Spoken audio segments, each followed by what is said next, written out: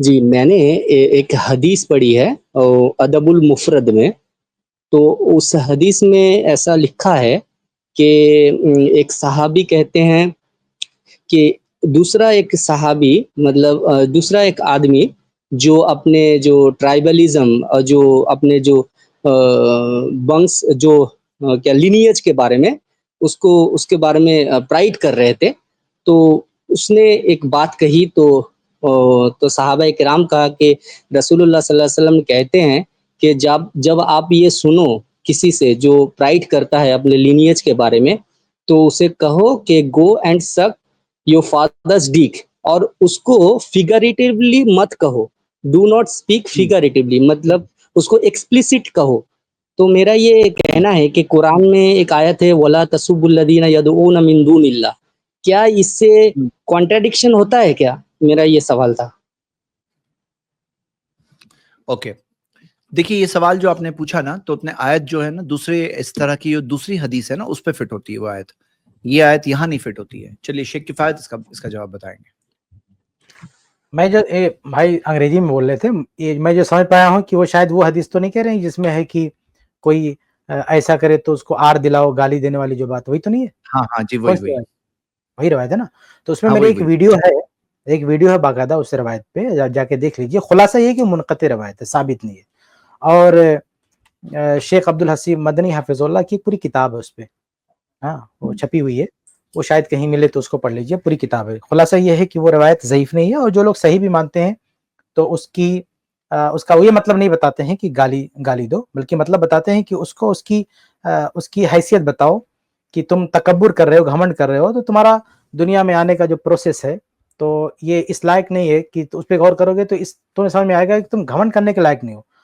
مطلب تکبر تو اللہ تعالیٰ کی چادر ہے نا کہ اللہ تعالیٰ گھمنڈ کرے, اللہ اکبر, اللہ سب سے بڑا ہے. لیکن ایک انسان کس چیز کا تکبر کر رہا ہے؟ وہ ایک حقیر پانی سے پیدا کیا گیا ہے, وہ تکبر کر رہا ہے.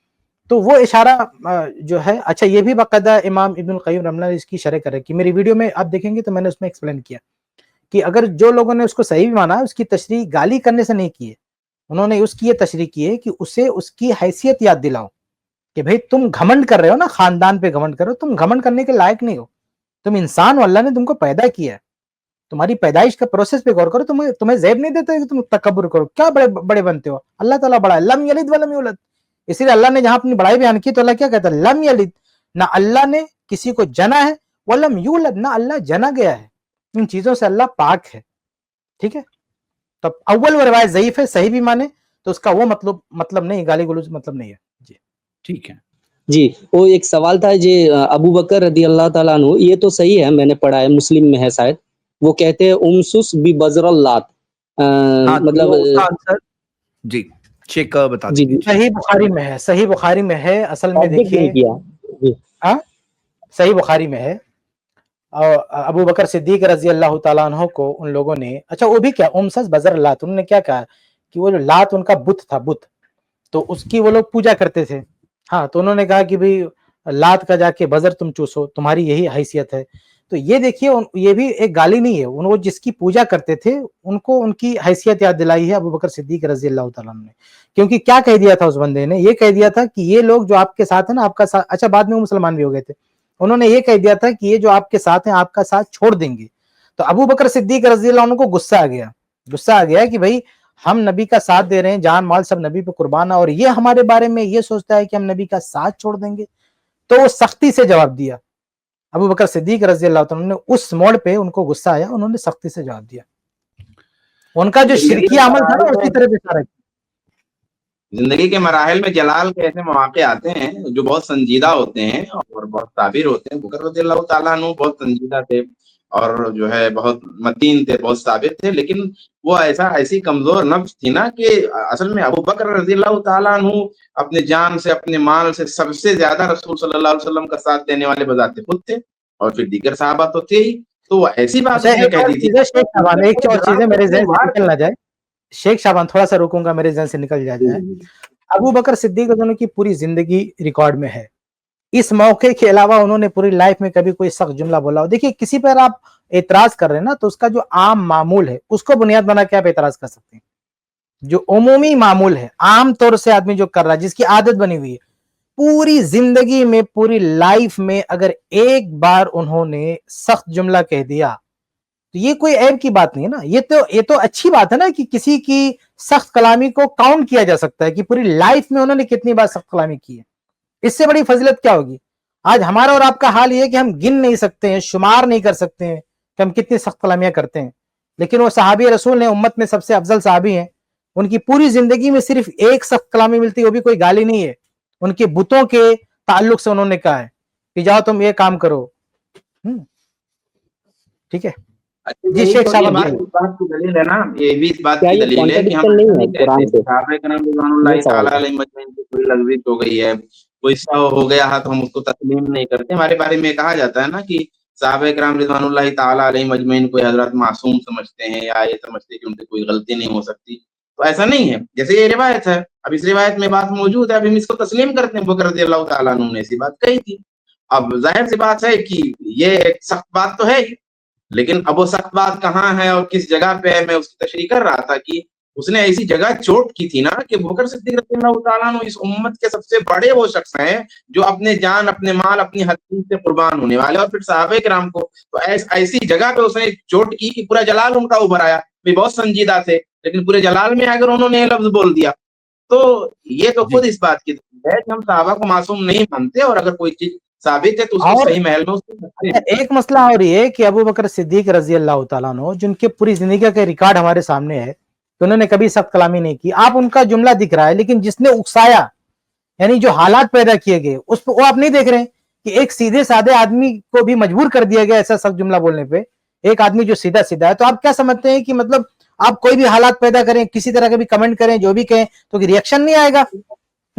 تو اگر آپ اس طرح سے سخت کلامی کریں, کسی کے تعلق سے بدگمانی کریں گے, اور جو ان کے ایمان کا اٹوٹ حصہ ہے اس پر آپ چوٹ پہنچائیں گے, تو ریئیکشن تو آئے گا. تو آپ صرف یہ کیوں دیکھ رہے ہیں کہ ابو بکر صدیق نے کیا کہہ دیا, یہ کیوں نہیں دیکھ رہے ہیں کہ کیوں کہا, انہوں نے کہا کیوں؟ تو کبھی کبھی ایک انسان کی ایسی اس کے حالات ایسے ہوتے ہیں نا کہ اس کے وہ حالات اس کے منہ سے نکلوا دیتے ہیں, اس کو, اس کا قوت برداشت ختم ہو جاتی ہے. بلکہ خود اللہ کے نبی صلی اللہ علیہ وسلم کی حدیث ہے نا کہ ایک یہودی نے ایک یہودی سے اللہ کے نبی نے قرض لیا تھا. وہ اللہ کے نبی کے پاس آتا ہے اور مطلب سختی سے بولنا شروع کر دیتا ہے. صحابہ کرام دوڑ پڑتے ہیں اس کا منہ بند کرنے کے لیے. اللہ کے رسول نے کہا بولنے دو, اس کا ہم نے قرض لیا ہے, بولنے دو, ابھی آج اس کو واپس کر دیتے ہیں. پھر اللہ کے رسول نے واپس کیا, لیکن اس کو بولنے دیا. حالانکہ قرض بھی کوئی اتنا بڑا مسئلہ نہیں تھا کہ آج اتنا سخت کلامی کرتا ہو بندہ, لیکن اللہ یہاں آپ کہہ رہے ہو کہ ابو بکر صدیق کو ٹوکا نہیں, لیکن یہاں دیکھو نبی کو بول رہا ہے. اس نے اس شخص نبی کے سامنے نبی کے بارے میں تلخ کلامی کر رہا ہے, لیکن اللہ کے رسول نے کہا کہ صاحب اس کا حق ہے تو اس کو بول دیا, اس کے منہ پہ آ جاتا ہے. یعنی اس کا ہم قرضہ لیے ہوئے ہیں تو اس کی وجہ سے بول دیا, بولنے دو, اس کو آزادی دو. اللہ کے رسول نے روکا نہیں, کوئی آبجیکشن نہیں کیا, اپنے صحابہ کو روک دیا کہ بولنے دو اس کو. پھر اس کا جو ہے جتنا لیا تھا اس سے قیمتی چیز اس کو لوٹایا. تو یہ حالات ہوتے ہیں نا کہ کن حالات میں آدمی سخت کلامی کر رہا ہے, ان حالات کو بھی آپ دیکھیں. صرف ابو بکر صدیق کا جملہ کیوں دیکھ رہے ہیں, وہ جملہ بولنے سے پہلے جو حالات پیدا کیے گئے وہ کیوں نہیں دیکھ رہے ہیں آپ؟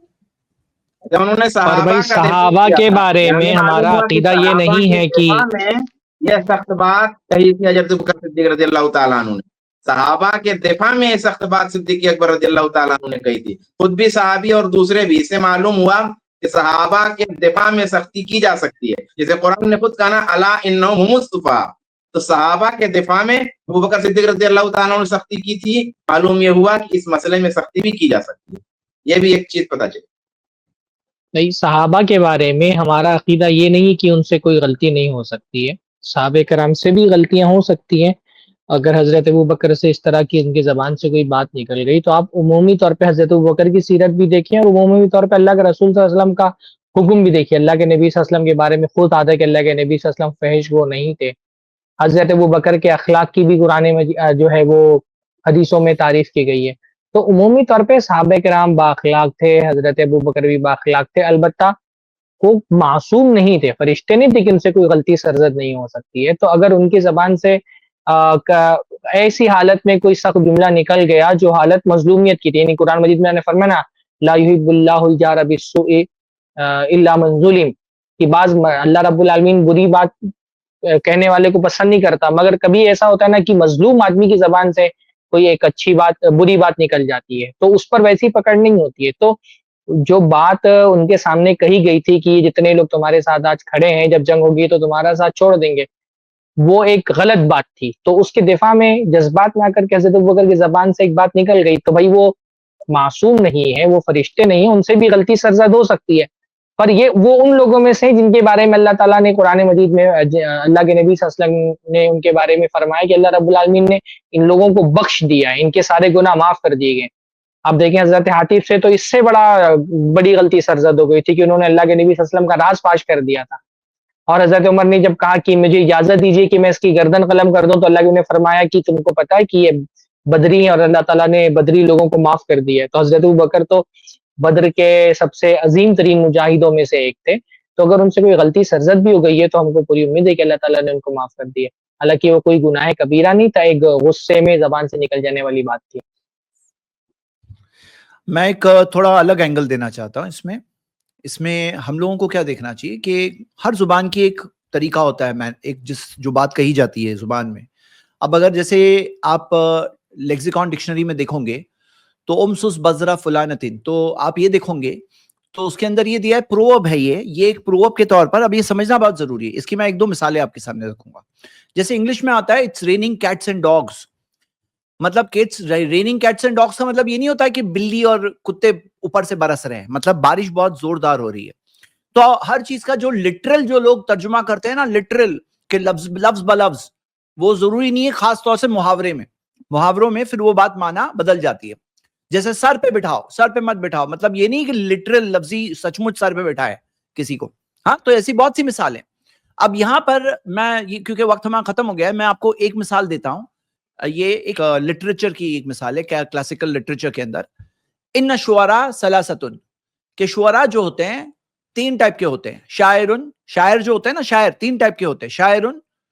شاعر ہوتا ہے, وہ شعیر جو آسان جو نارمل شاعر ہے, ایک ہے اچھا شاعر, ایک ہے نارمل شاعر. وہ ماسو بزرا امی, اور جو اس کی ماسو بزرا امی, اب لفظ بلفظ ترجمہ کریں گے تو بات کیا ہو جائے گی, آپ اس کو نہیں سمجھ پائیں گے, اس سے ایک رانگ میننگ نکل آئے گی. جیسے بارش میں کتے بلی برس رہے ہیں, یہاں پہ بات کیا ہے کہ جو اپنی, اب لفظ بلفظ ترجمہ اگر ہے, ہاں, جو اپنی والدہ کے شرمگاہ کو بائٹ کرے, مطلب یہ ایسا لفظ بلفظ ترجمہ ہے. لیکن عربی زبان میں کیسے استعمال ہوتا ہے, ایک وہ جو ہوتا ہے استعمال کہ جیسا ہم کہتے ہیں نا, جاؤ تم ماں کی گود میں ہی بیٹھو, مطلب تم ماں کی گود میں بیٹھو, تم اسی لائق ہو. تو اب یہاں پر ایک چیز ہوتی ہے کہ کوئی چیز کوئی زبان کے نہ کہی جا رہی ہے, اور یہ میں آپ کو لیکسیکون کے حوالے سے پہلے بتایا. یعنی یہ ایسا نہیں کہ ہم بعض اوقات یہ جو سوال ہے یہ نان مسلمز اسلام کے خلاف پوچھتے ہیں, تو ایسا نہیں کہ ہم لوگ جواب دینے آئے ہیں. یہ آپ نان مسلمز کی بنائی ہوئی لیکسیکون ڈکشنری, اس کے اندر بھی آپ کو یہی بات مل رہی ہے کہ ایک محاورہ ہے, محاورے کے طور پر استعمال کریں. اب یہاں پہ جب سامنے عروہ اور آگے کہ انہوں نے اسلام بھی قبول کیا رضی اللہ عنہ, جب وہ کہہ رہے تھے جیسے کہ اس حدیث میں آ رہا ہے, تو اس کے اندر کیا آیا, ابن حجر نے اس کا جواب کیا دیا ہے, کہا کہ عرب میں یہ ایک انسلٹ کے طور پر کہا جاتا ہے والدہ کے نام کے ساتھ, عام طور پہ والدہ کے نام کے ساتھ کہا جاتا ہے. لیکن ابو بکر رضی اللہ عنہ نے کیا کہا, تم جس کی عبادت کر رہے ہو نا, جاؤ تم اسی کو تھامے رہو, اسی کے تم رہو, تم اس کے بن کے رہو. یعنی کہ یہ ایک چیز تھی جس کے اندر جس طرح سے وہ لوگوں نے انسلٹ کیا صحابہ کو کہ یہ لوگ چھوڑ کے چلے آئیں گے, ہاں, یہ لوگ چھوڑ کے چلے آئیں گے, تو ابو بکر رضی اللہ عنہ کہہ رہے تھے کہ تم جاؤ, تمہارے معبود جس کی تم عبادت کرتے ہو, تم اسی کو تھامے رہو, تم اسی کو پکڑے رہو گے.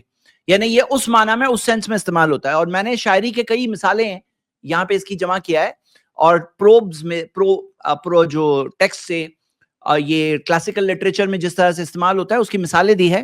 اب جو لوگ اس کو لفظ بلفظ ترجمہ کرتے ہیں تو وہ لوگوں کے سامنے تو بہت سی مثالیں ہیں. ہاں, اب جیسے میں آپ کو کچھ مثالیں دیتا ہوں, جیسے حامل الحقائب, ہاں, تو یہاں پہ کیا ہے, یہ کیریئر, کہ بھائی بیگز کا کیریئر, تو اس کا ترجمہ دیکھو کس نے کیا لکھا ہے, پریگننٹ بیگز. اب یہ ایسے لفظ بلفظ ترجمہ کرنے والوں کو یہ بھی پرابلم ہے اور وہ بھی پرابلم ہے, تو وہ اعتراض نہیں بنتا ہے کیونکہ وہ ایک محاورے کے طور پر ہے, اور جو زبان میں جس محاورے کے طور پہ جو چیز استعمال ہو رہی ہے وہاں پہ اسی طرح رکھنا چاہیے.